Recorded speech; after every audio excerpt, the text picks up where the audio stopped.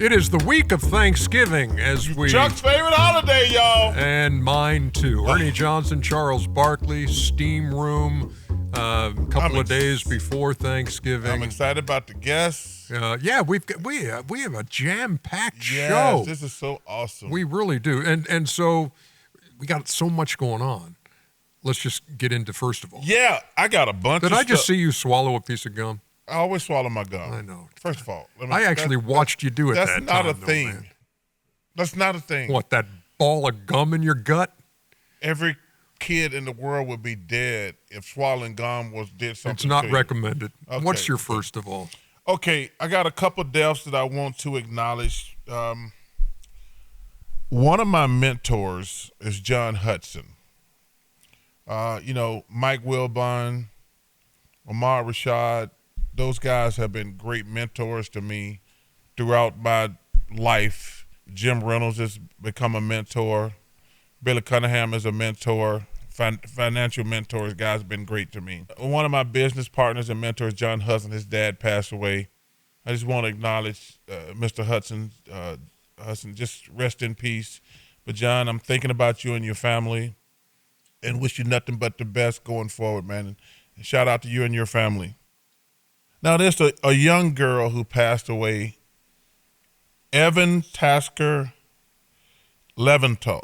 I hope I get that last name right. I want to say Leventhal, but maybe I'm wrong. But Evan Tasker, I've never met this young lady, but she was a Charles Barkley fan, and a friend of mine asked me to call her probably 4 or 5 years ago, and I kept in contact with her, just wishing her the best, and unfortunately she passed away.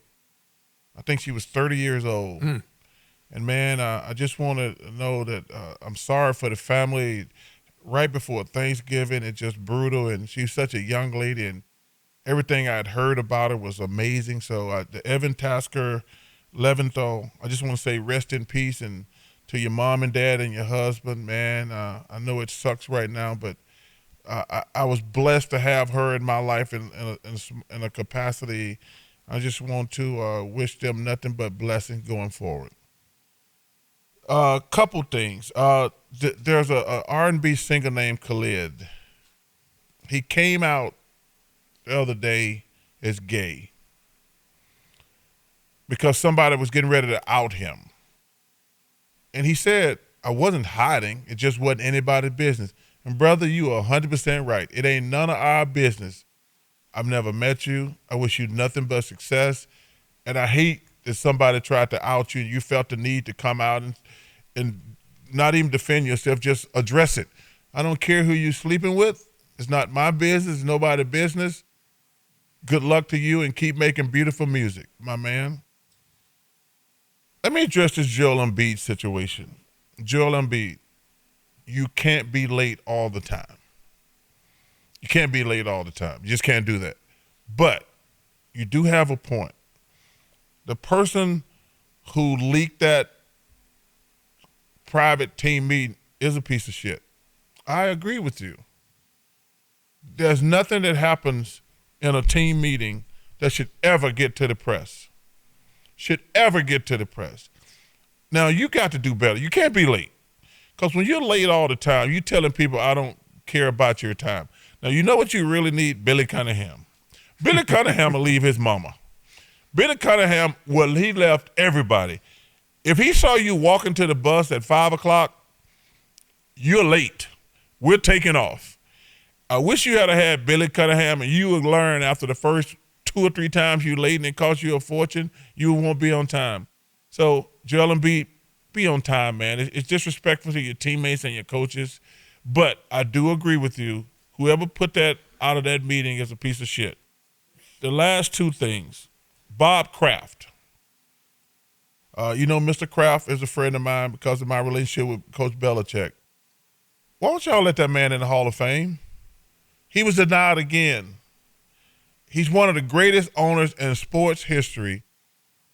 See, one of the reasons I don't like reporters is your personal opinion should not come into play when you're voting on the Hall of Fame. Bob Kraft is one of the greatest owners in sports history. He deserves to be in the Hall of Fame. The guy's over 80 years old. To put him in the Hall of Fame after he's dead is BS. Put that man, this is like his 4th, 5th time getting not selected. Come on, man. Y'all got to do better, football writers. That man deserves to be in the Hall of Fame.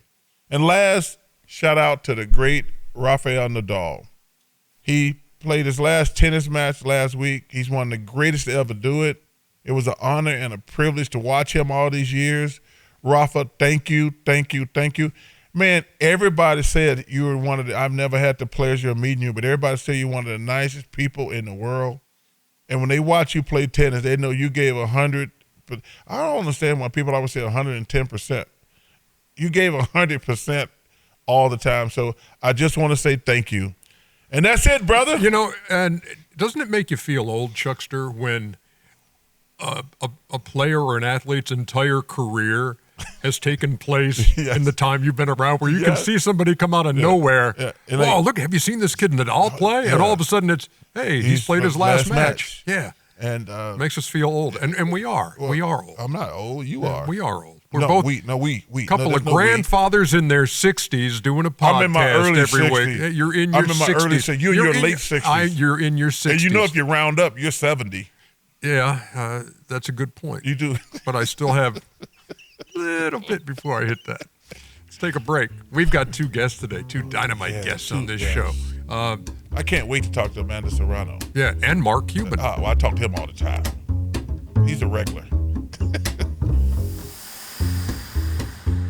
Back here inside the steam room. Oh, yeah. Where we welcome back a guest. A welcome back special guest. Yeah, and he basically has, he has the key to the steam room. Anytime he wants to come on the steam room, Mark Cuban is welcome to come on the steam room. Let's see if Mark remembers the only rule of the steam room.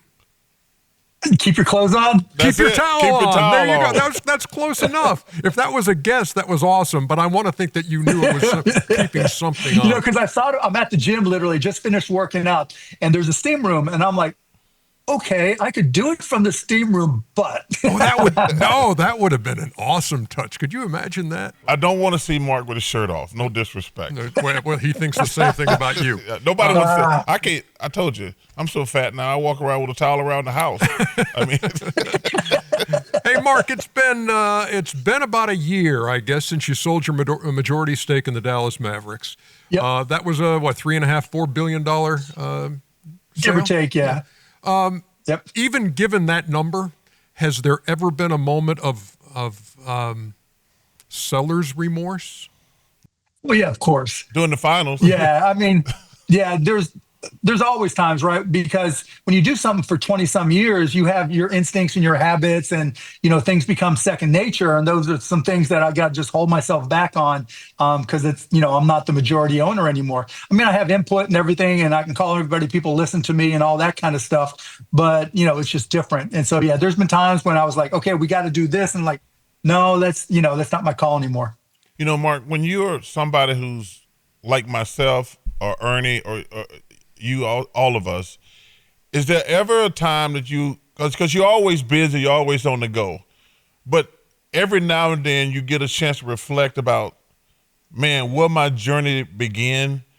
So do you ever get a chance to, like, I'm Mark Cuban now, I own the Mavs, I sold the Mavs, but going back to the beginning, do you ever go back and say, man, this all started, I think in Pittsburgh, correct? Yeah, I do it all the time. I try not to take it for granted. And, you know, because I go and talk to schools and kids and stuff all the time, and you got to tell your backstory and all that. And it's just every day, just like you guys, it's just like, how the hell did I get here? How did this happen to me? And yeah, you know, you can credit yourself for this and that, but, you know, it takes luck and it takes circumstances to get to this level. And like, I try to thank my lucky stars every single day. It's just still amazing to me. When you think back, and I know that, was it garbage bags that you were selling the first thing? Yeah. First thing you were doing as a kid? I mean, when you're speaking to these groups, you're speaking to students, do you ever, based on maybe some of the questions you get, look at a kid and say, man, that reminds me of a kid in Pittsburgh? Oh yeah. Oh yeah. There's all kinds, almost every school's got a little mini me, where I was like, someone points them out and they're like, yeah, this kid has got this business, this business, this business. And he's 12, 13, 14 years old. And, we start talking and, sometimes I'll give him my email address and answer follow-up questions and all that. So yeah, there's, I'm, I'm positive, right? I'm really hopeful about the future of this country, because when I go out and talk to these kids, they're very entrepreneurial. They're excited about learning. They have a lot more tools available to them through technology than we ever did. So there's a lot more, a wider base of opportunities. So yeah, there's all kinds of little mini me's out there, and it gets me excited every time. This has been an interesting time with politics. I know you were in the forefront. We had the second gentleman on the show, and I came on last week and I said, we lost. And I said, hey, I made that, I said, now I wish the president nothing but the best, because 71 people voted for Kamala. And what's your first initial reaction to the election going forward? I mean, it's like losing the last game of the season. It's a horrible feeling. Walking off the court is awful. But you got to look forward to next season, and you start thinking, Mavs lose the playoff game, you don't win a championship, like in the finals this year. It's like, okay, that's last year. You can't dwell on it. You've got to think what you can do going forward. And, I care about this country. I love this country. And that's important to me. It's not about, I hate this person or that person. No, it's just, okay, what can we do going forward? It is what it is. I can't change it. There's no reason to get upset about the things you can't change in this particular case. You have dabbled. I mean, you've accomplished pretty much everything you want to accomplish. I know you've kind of pitter-pattered around it. You ever seriously considered running for office? I did a little bit, 4 years ago in 2020, and I even talked to a pollster, and then I talked to my family, and we took a family vote, and they said, hell no. That's resounding. They're like, we don't want to go through that. My kids are like, we just don't want to deal with it. And it's gotten meaner, it's not gotten easier. It's gotten meaner. And, just the hate on social media. And if your kids live on social media, why would I put them through that? And, with cost plus drugs and other things I'm doing, I think I can have an impact that really helps this country. So, I can stay focused on those things and help where I can. Hey, Mark, how do you heal division? I mean, and again, you point out social, and I'm on social media. Chuck isn't, but you see the vitriol. You see the folks who think if they can eviscerate somebody on there, then they feel better about themselves, and that there can't be a difference of opinion. There can only be name calling if you don't agree with me. And so how do we get past that? It's a leadership issue. It really, really is. It takes somebody who wants to bring people together. So, I'm not going to prejudge what happens over the next 4 years. We'll deal with it. But truly, to bring people together, you've got to be somebody who can walk into any situation in any town in America and sit and have a beer, coffee, tea, whatever it is, or go to their kitchen table and explain how much more alike we are than different. If you just focus on politics, there's a lot of different perspectives. But when you just look at who we are, I mean, you guys see it. There's times when you're getting into a social media or someone's giving you a hard time in social media, and then you run into that person in real life and you're friends, and you get along great, and you can shake hands, give each other a hug, whatever it is. And so we're so much more alike than people realize. But it takes somebody, in my mind, that will go out there and can just talk to anybody. Like Charles. Charles can talk to anybody, and put himself in any circumstance and get along with everybody. And I think that's what we need. Would your feeling on a run for office change if it were, say, a ticket of you and the Chuckster?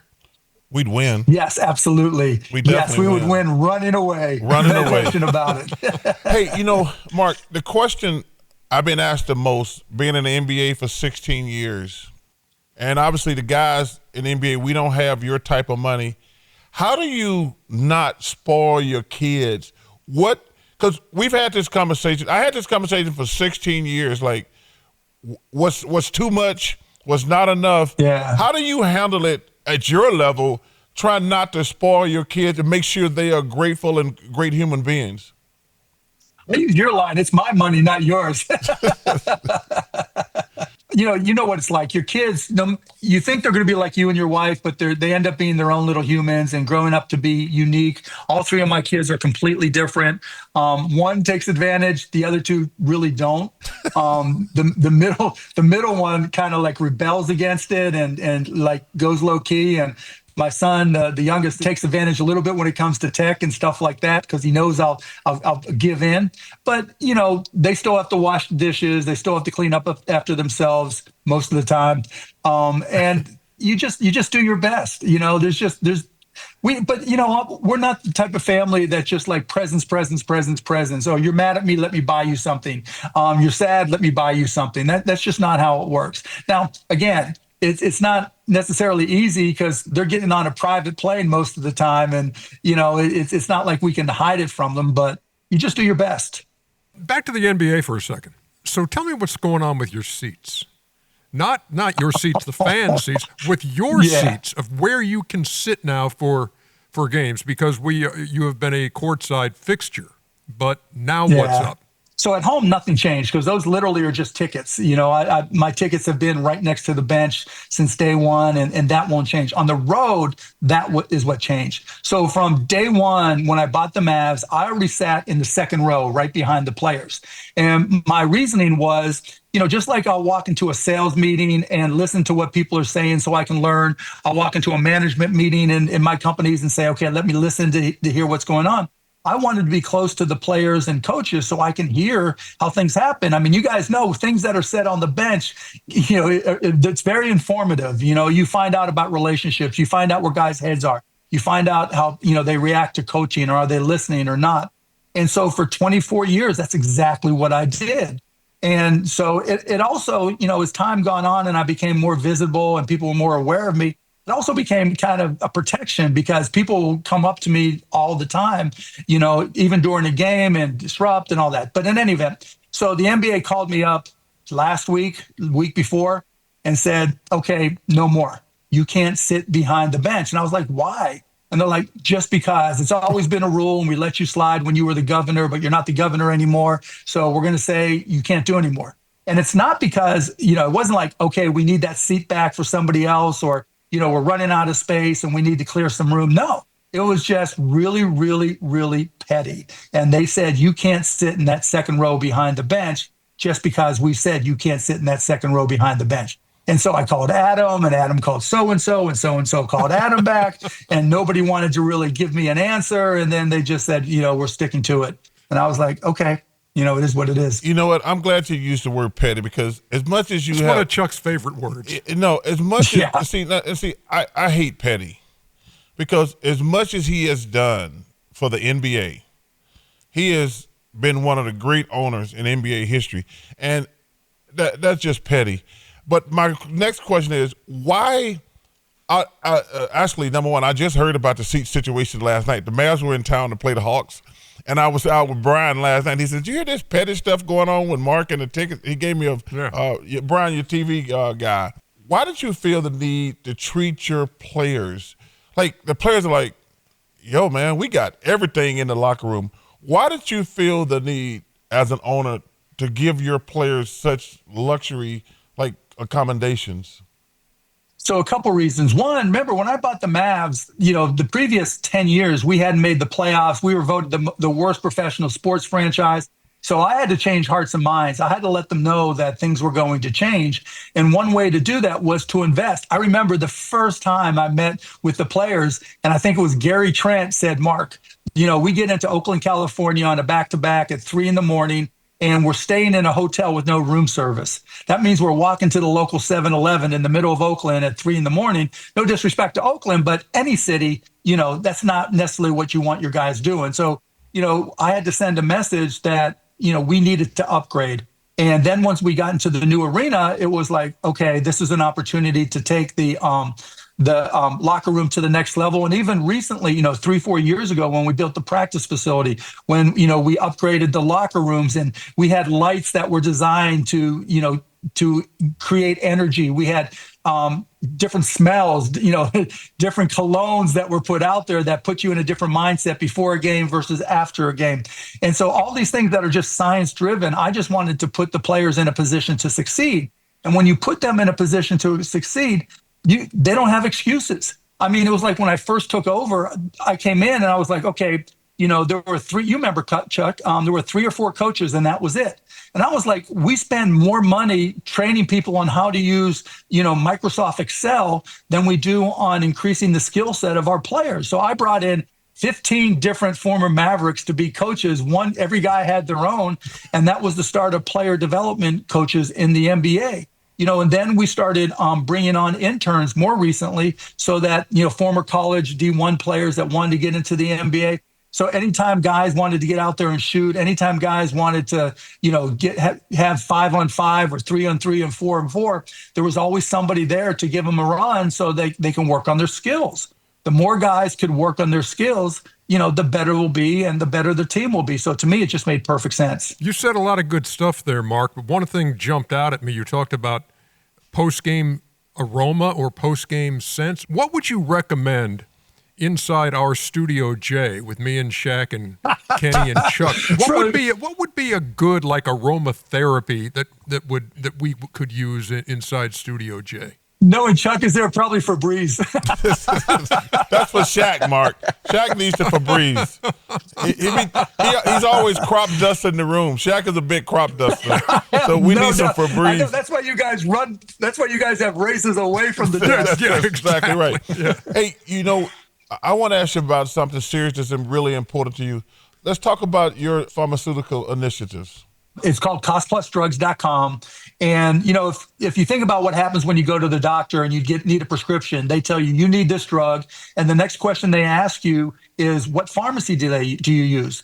They don't take into consideration at all your financial situation. And we have so many people in this country that have to make choices between rent and daycare and food and cutting back or not getting their medications. So we created costplusdrugs.com. And when you go there, you put in the name of the medication. And we don't carry them all, but we carry about 2,500.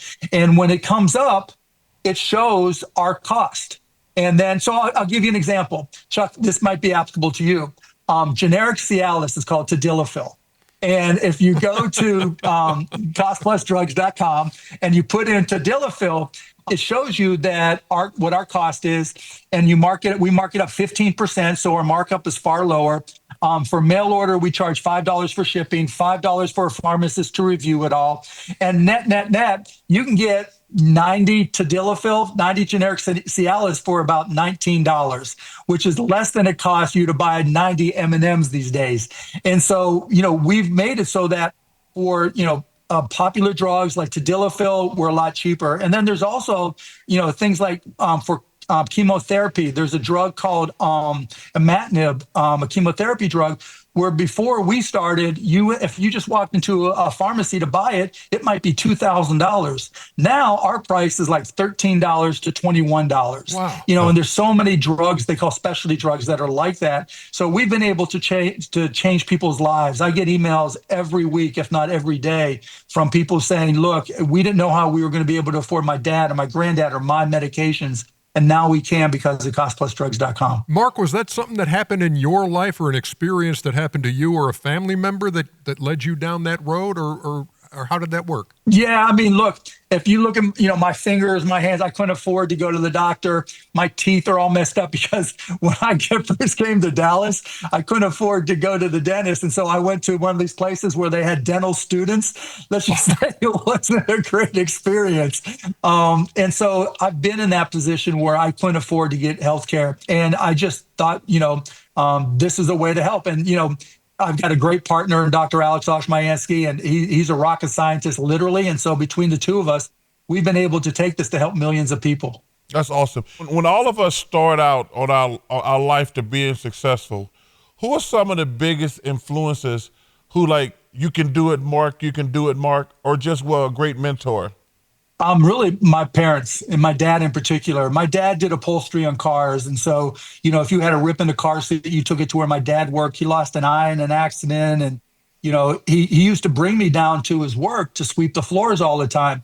not because he wanted me to learn the business he was in, but because he wanted me to see how backbreaking the work was there and how that would be my motivation to go to college and to do things. And, as I started all these businesses as a teenager, he was, neither one of my parents went to college. And so he would be like, I have no idea what you're doing, but I'll do whatever I can to help you. And just to have him in my corner and my mom in my corner, they were always pushing me, because they didn't know what I couldn't accomplish, or, how they didn't know any limits for me and I didn't know any limits for me. And, it turned out okay. Hey, are you sure this is going to be your last year of Shark Tank? Yeah, I'm positive. How do you know? Because one, I told them too, as your kids are teenagers now and that age, it's their lives, and my wife and I have just got to try to fit into their schedule. And, Shark Tank always shot in June and September. June's right when they got out of school. And when we would do family vacations, it would be, okay, when dad's done shooting Shark Tank. And now they're like, no, we're not waiting anymore. It's, when they were young, we could dictate to them the schedules and where we're going on vacations. Now they kind of tell us, okay, here's my plans. You need to work around it. And I just don't want to miss that time, and then in September, they're going back to school. One of my daughter's birthdays in August, and, my daughter and my oldest daughter and son, their birthdays are in September, and I would miss birthdays. And I just, I felt bad about it all the time, but I just don't want it to happen anymore. It's been a hell of a run, man. Did you ever see that coming out as how big that would get? No, I remember when they first asked me to come on as a guest shark, and, it was on ABC, and they would be fill-in for like when Desperate Housewives had a night off. Desperate Housewives will be back in 2 weeks, but filling in is Shark Tank. And so I was like, there's just no chance that this show is going to work. And so I did my 3 guest star episodes. I wasn't as good as Chuck, but it turned out okay, and so, Chuck was great, by the way. And he reminds us of that. He did a great job. And so they said that, so when we were doing it, our ratings weren't that good. And then they put us on Friday night, and we thought, okay, it's over. That back then, that was the death night, that if you put a TV show there. And then all of a sudden it started to take off, and the ratings just went through the roof, and we were winning Friday nights. And here we are, 16 years later, and it's still going strong. And, my leaving has nothing to do with the show itself. I still love it. I love the fact that we've encouraged entrepreneurs of multiple generations. It drives me a little crazy when we get people coming on pitching us saying, yeah, I started watching you when I was 10 years old. But, but still, the fact that we've encouraged and motivated and educated so many entrepreneurs over those years, I'm really proud of. And I think, the entrepreneurs are the stars of the show. And so the show will keep on doing well forever. I really enjoy it, Ben. Mark called me and asked me to be a guest shark. I was like, yeah, hell yeah. And it was really an incredible experience. And I had so much fun meeting the other sharks. It's intense, man. I mean, it really is. People, there's somebody in your ear screaming because, you don't want to step on anybody. They're like, get in there. They get in there. I was like, so it was very intense. That dude in your ear screaming, Chuck, you got to jump in there. You got to jump in there. Well, you're so good at deferring most of the time. They were surprised. Well, because very surprised. Because half the stuff you see, I actually Mark can say this. I'll probably answer this better. You probably only see half or 1/3 of actual stuff that goes on when you're filming. Yeah, the pitches when you're on TV are like 10 minutes long, right? Yes. But the pitches in real life can be an hour long. Oh, wow. And so they have to edit out a whole lot. Okay, get in and jump. And said and he'll say, are you interested? And I'm like, no. He says, well, then jump in and say you're not. I'm out. I was like, okay, I'm out. And have a reason. Yeah. I tell you what, though, it was a really incredible experience. And so, Mark, now that I'm getting in your business, what has been your best Shark Tank investment? I've had 3 really, really great ones. One is a company called Dude Wipes, where I bought, I forget, 15 or 20% of the company, and now they're going to do 150 million in sales, and they're worth $200 million. Another one was Beatbox Beverages. Same thing. They're going to do $200 million, super profitable. They're probably going to get acquired at some point in time for more than $200 million. And I bought 1/3 of that company for $1 million. And I've been diluted since, but I still got a big chunk. Another is a company called Mush. You may see them in the grocery stores. It's this flavored oatmeal that's really good for you. They're just going through the roof. I don't remember their latest sales numbers, but they're killing it as well. And then there's others, that may not be doing 150 or 200 million in sales, but they're crushing it as well. Hey, so do you still not manscape? No. So Ernie, I want to hear this? No. They caught this moment on TV between me and Mark because I don't manscape, and again, I don't care. Well, hold on for a second. The product was manscaping, the manscaper. Yeah, I have a feeling. And everybody in the trees. I remember that. And everybody was going back and forth, and I didn't know I was on camera. I said, Mark, do you manscape? I said, I've never manscaped, and it turned into this viral thing. They're like, Charles Barkley and Mark Cuban talk about manscaping on television. And now I see that. Now I see that thing everywhere. That the manscaper everywhere. Yep. Hey, so you're on Bluesky, right? Social media. Yeah, I love Bluesky. Yeah, absolutely. Do me a favor, because I saw that Michael Kaplan, our producer, gives us a few notes before the show, and I said, okay. So last night I got on there. Okay, this is a positive, Chuckster. This is a positive social media platform. So now I need followers, Mark. So tell folks on there to follow Ernie Poppy Johnson. Oh, my God. Ernie Poppy Johnson. I got you, Ernie. I got you. Followers. The minute we hang up, I'm going to go say, you know what? Follow my guy, Ernie. He's the best, and I'll follow you and make sure. Ernie Poppy Johnson. That's my grandpa name. Ernie Poppy Johnson. Poppy Johnson. I got you. For sure. And actually, I love Bluesky.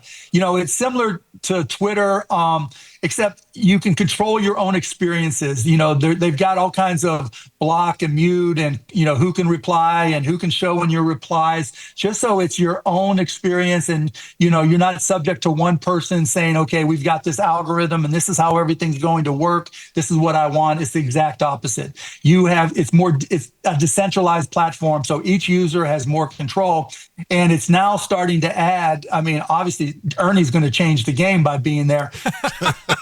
You think I'm kidding? No, but you get your sports information. All the writers that write about the Mavs and the NBA are now on there. The New York Times and all these other media outlets are on there, so you can get your news. And if you post something, it's actually social. That's what I love the most about it. Like on X, it's hard to be social because, like you mentioned earlier, Ernie, the vitriol is just off the charts. If they don't like you, they just do not like you.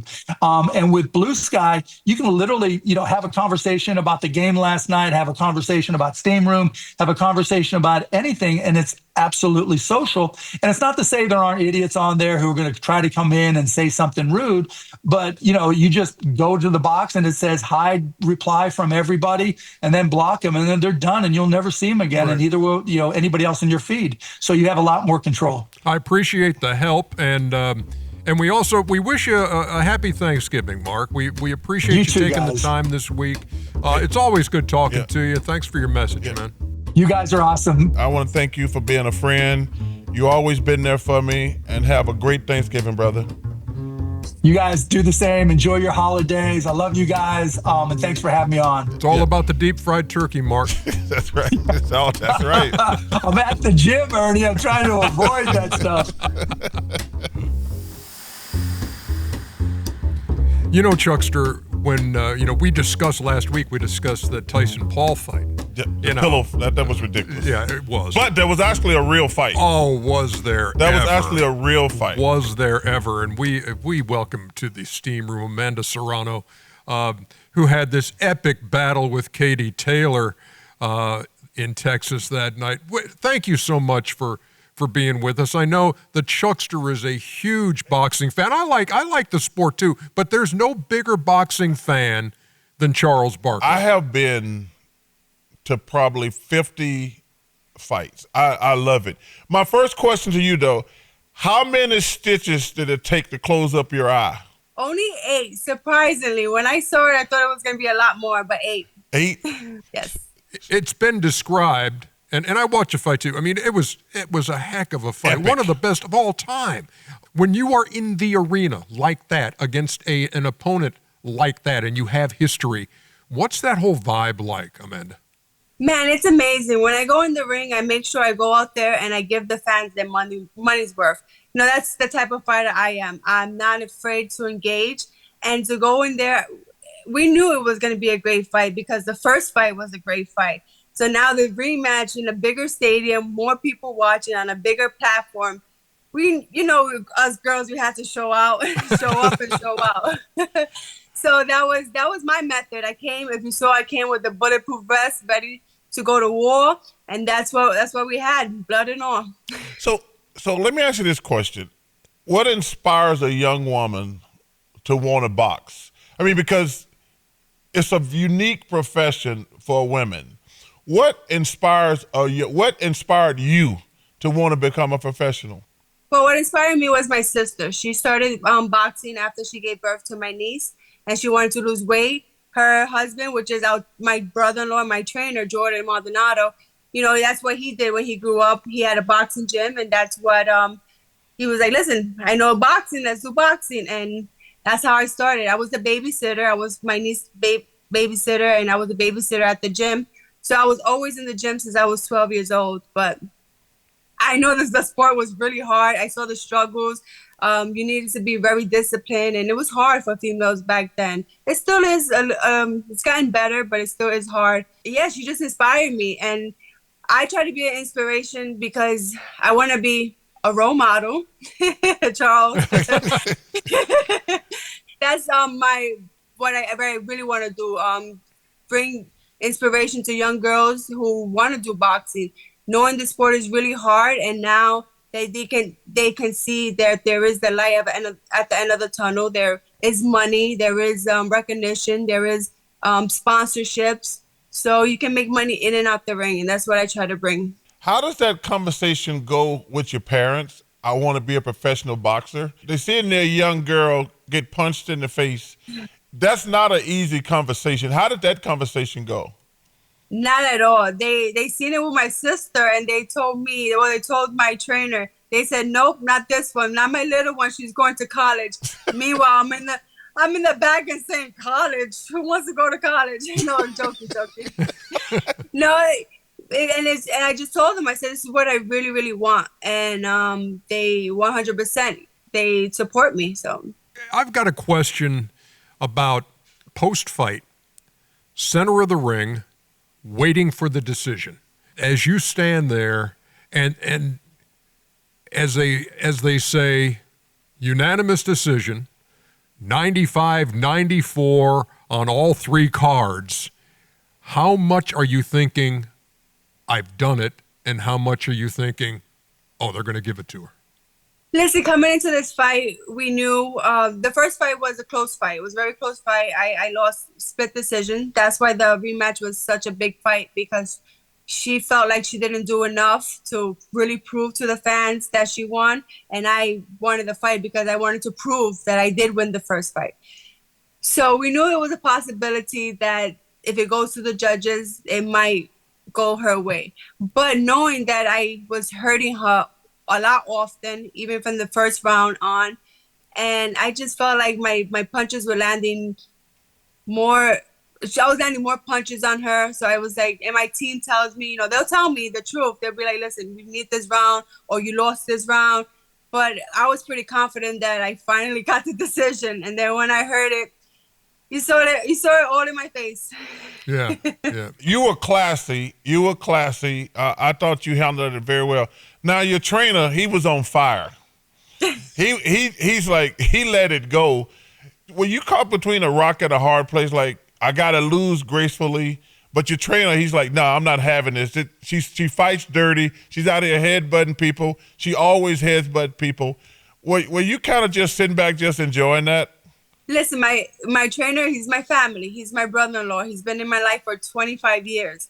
So it's different. It's a different type of relationship we have. So I let him do the talking. I do the fighting. So I was just like, yeah, you tell them, bro. Let the folks know how it works. I know you've won 9 world titles in seven different weight classes. How difficult is it for you to go from weight class to weight class, to have to lose, to have to gain, to have to make those adjustments? It's very difficult. when I started my career at featherweight, which is 125 as the amateur and 126 as a professional. And that's where I feel my most comfortable. That's where I feel more powerful. I feel faster. I feel strong there.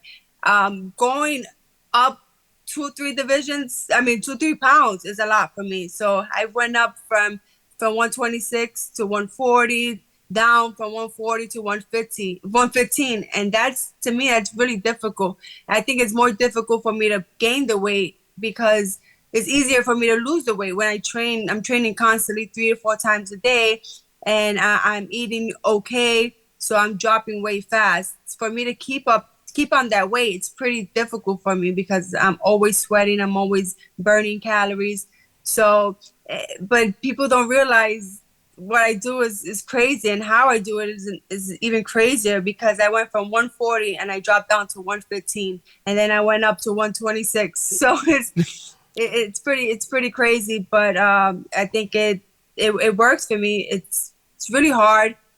You know, you have to eat more or eat less, and it's just once you go to the higher weight classes, the girls are bigger and stronger, and then so it's not.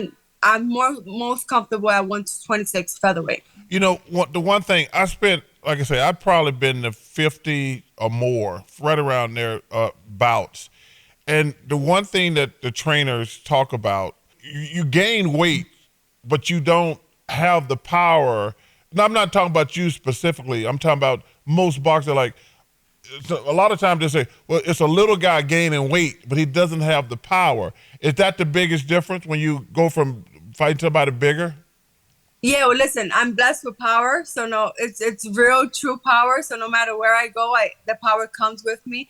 As you saw the fight, I was fighting a girl at 140. I went up 3 divisions, and I was the one who hurt her multiple times in both fights. So I guess it's harder for me because she gains weight fight night. So I'm probably fighting a 150-pounder, not 138-pound while we weighed in.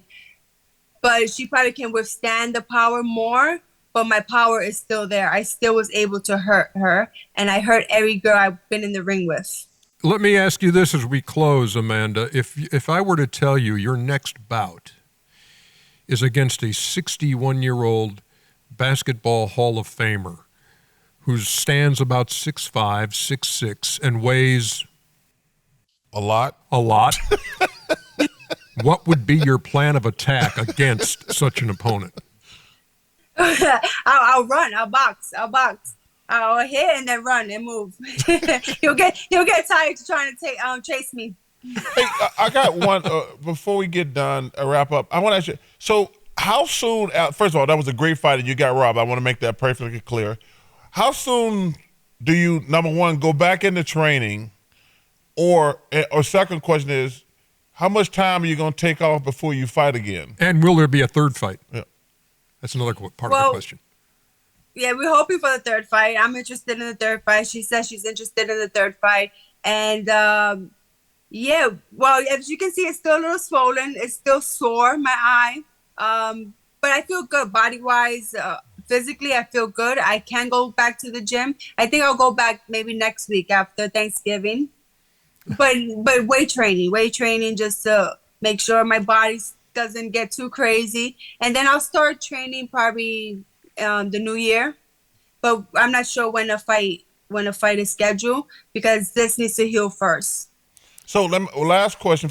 You're going to kill it on Thanksgiving Day, aren't you? You're going to cook all the turkeys and all the sides and everything. Am I wrong? Yeah, I don't cook. My mom does the cooking, but I will be eating a lot of it. Amanda Serrano, so good of you to take time. And again, congratulations on all your success. Yes, and keep it going. And you got robbed, and we need to see number 3. Thank you. And thank God it was on Netflix. Millions of people saw a great women's fight. So you're absolutely right. Happy Thanksgiving to you. Happy Thanksgiving. Thanks for taking the time. Thank you, guys. Bye. Thank you. That's awesome. Chuck and Ernie in the steam room. Come and join us in the steam room. Chuck and Ernie in the steam room. Leave your towel on in the steam room. Chuck and Ernie in the steam room. Chuck and Ernie in the steam room. Leave your towel on in the steam room. The longer the show goes, the closer we get to Thanksgiving Day and deep fried turkey. Deep fried. Shout out to Baby K's. I'm coming to get my 2 turkeys. Some dirty rice. Give me the number. 404-987-0330. Man, that's so impressive. Just a regular old genius over here. Yeah, well, let's not get too carried away, as that is the number for Chuck's answering machine. Love to hear what's on your mind, and maybe we'll put you on the pod, like call number 1. Hello, world. This is Charles Barkley. Leave me a message. Hey, Chuck and Ernie. This is Jenny from Oregon. I'm a loyal steamer. I just listened to the Blake Griffin interview.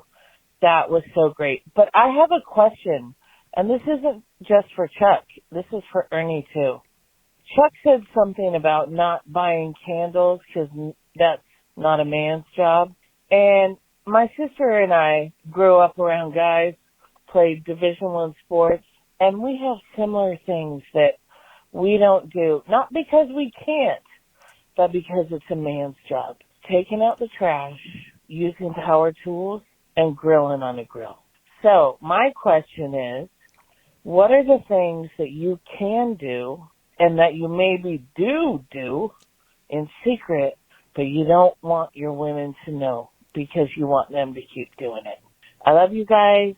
Keep coming back. I'm so glad that you restarted the program. I missed you over the summer. Bye. So I don't do anything that I'm afraid to share, but I have Craig Melvin. The question was, what is it that your wife does? No, that you do that you wouldn't want people to know you do, which is really nothing. Yeah. Oh, Craig Melvin. Yeah. Today's show. Right. Sent me a text. He makes candles. Good for Craig Melvin. Well, first of all, that don't make it right. Just because you do something. Let's get that out the way. So he wants to send me some candles. Am I wrong? Yeah, you're wrong. I like a good scented candle. Well, I guess I'm wrong then. Because Does anybody else like a good scented candle? I bet Kevin Powley on camera 4. Kevin, do you like a good scented candle? Yeah. Yeah. Next call. Hey, Chuck and Ernie, this is longtime loyal steamer Justin from Washington State. And I was thinking after your interview with Blake Griffin last week when you were talking about who would play the Hispanic Ernie Johnson on the Inside the NBA documentary, and it got me thinking, seriously, who would you all pick to play each other in a story about Inside the NBA? Of course, Alex Caruso comes to my mind as a young, dapper Ernie Johnson, but I'm curious what your guys' thoughts are. Thanks so much, guys. Man, this is the West Coast edition, Oregon and Washington State. Yeah, so Alex Caruso would be a good, my quote, son, as we call him on the show, similar hairlines, et cetera, et cetera. George Jefferson is dead, so he can't play Kenny. Who would play you? James Earl Jones I would ask him, but he's passed away, one of the greatest ever. Shout out to Mr. Jones. I gave him a shout out a couple of weeks ago. Who was the guy who played Rerun on What's Happening? Fred Berry. Chuck? Fred Berry. That's just rude and inappropriate. Come on, Rerun. Who would play Shaq? Oh. Shrek. There you go. Shrek. Yeah, we had almost the entire cast. So so I'd go Alex Caruso. Alex Caruso, Shrek. Only if Ryan Gosling's unavailable. Ryan Gosling. Gosling. Because I know you're not talking about the handsome Ryan Gosling. Yeah. He could play me if he's not busy. He's busy. Barbie 2. He's busy. He's doing Barbie 2. Next. Hey, Ernie. Hey, Chuck. Loyal Steamer here. Just wanted to wish you guys a happy Thanksgiving and ask you, what do you think are the most overrated and the most underrated Thanksgiving dishes? Thanks. Well, number one, have a great Thanksgiving. Thanks for being a loyal steamer. Hey, man, I'm all in. As long as I get to deep fried turkey, everything else is irrelevant. And if anybody touch my legs, I'm going to punch them in the face. So you got to have a drumstick. I got to have a drumstick. Mm-hmm. I'm not big on the other parts. I want the drumstick.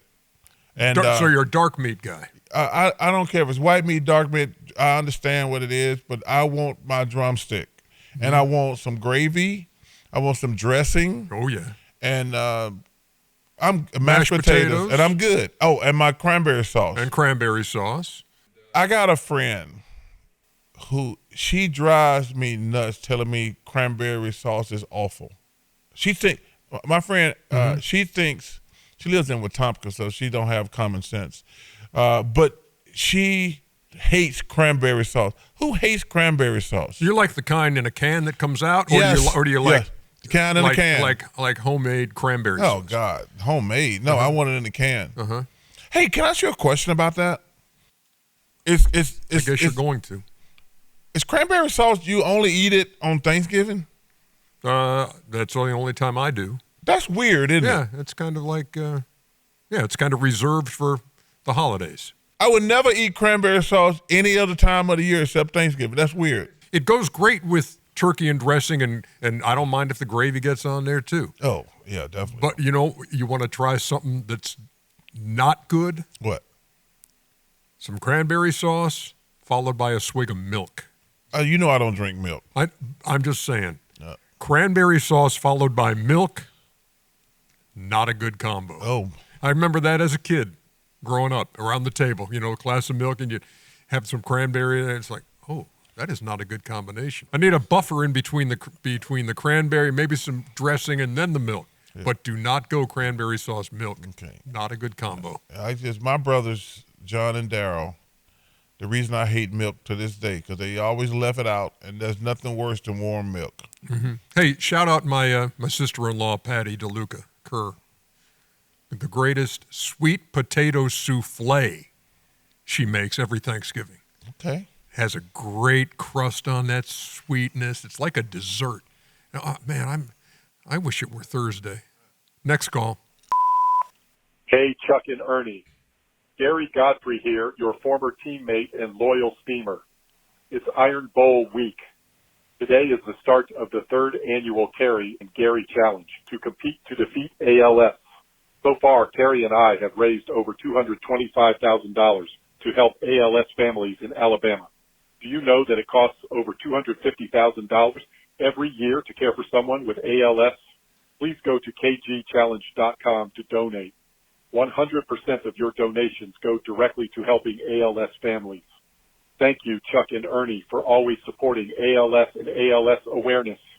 War Eagle and beat Alabama. You have mentioned this many times in the past. Great to hear from Go to the website. All the money goes to families in Alabama. Gary's one of my great friends.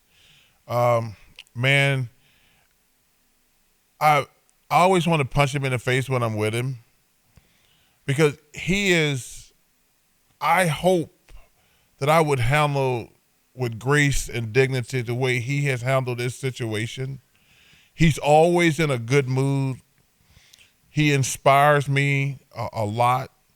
Him and his wife, Carol, and the two nurses, I apologize, I can't remember their name. Every time I'm with them, I'm inspired by his courageous personality. And he's always in a good mood, and I just want to just clock him. But, man, he has battled this thing, and go to the website. I'm a little nervous about the Iron Bowl, I'm not going to lie. I'm not real confident? I'm not real confident going down. But you're coming off a huge win. I would be Texas more A&M. confident if we were going down to Auburn instead of down to hell Tuscaloosa. Yeah. But I got hope. Anytime when Alabama and Auburn play, you want to throw out the records. And I saw our record. I want to throw it out. But go to that ALL site, Gary and Gary Challenge. And like I say, man, amazing people out here. Battling and helping people with ALS. It's a tremendous thing. I want to thank you for using that call cap. Because, Gary, I love you, man. Carol, I love you. And, man, the way y'all have handled this whole ALS thing makes me proud and to say y'all are friends. Love you guys.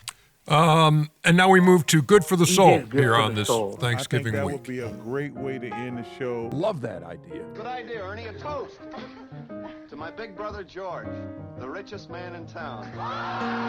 Now, you'll remember, Chuckster, last year we had Steve Hartman on. Oh, he was awesome. CBS. Great feature reporter, On the Road with Steve Hartman. Yes. And not only does he do On the Road, he also does a feature on the CBS morning show called Kindness 101 that he does with his daughter and son, and they kind of look at pieces they've done and then update them by talking to the people involved. So it's a great thing, and he's got it in schools all across the country. Really? There are classrooms across the country showing these Steve Hartman Kindness 101 pieces. So Steve was in town last week. He knows Maggie is a teacher at Beaufort High School. Shout out to Maggie. She has this amazing group of special needs kids, and they're just unbelievable. And so they watch Steve Hartman Kindness 101 all the time in her classroom. And so Steve the other day said, hey, if you're open to it, I like to do this, and I do it all over the country. I'd like to pop into your classroom. So Maggie had a couple of Steve Hartman pieces that they watched, and then this happened. You know video, don't you? I said, I know. I bet everybody's so proud of him, right? Who's that?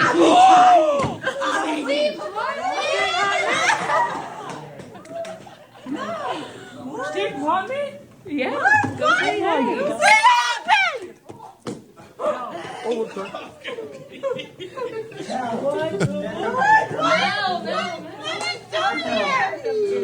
I came to see you. Yes, we were the one in videos. Oh my God. Hi, Steve Hartman. Hi, how are you?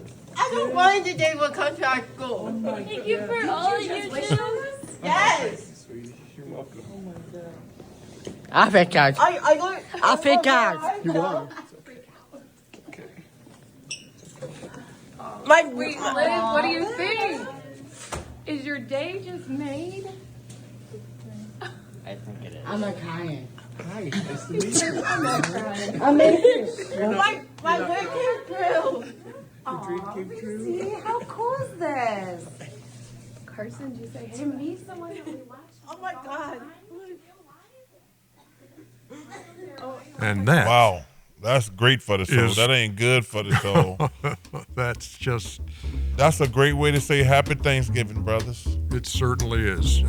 Wow. Yeah, anything we could say is there's nothing else to say. Overwhelmed by that. Yes. Have a happy Thanksgiving, everybody. Yes. Thanks for being loyal steamers, and we'll see you next time.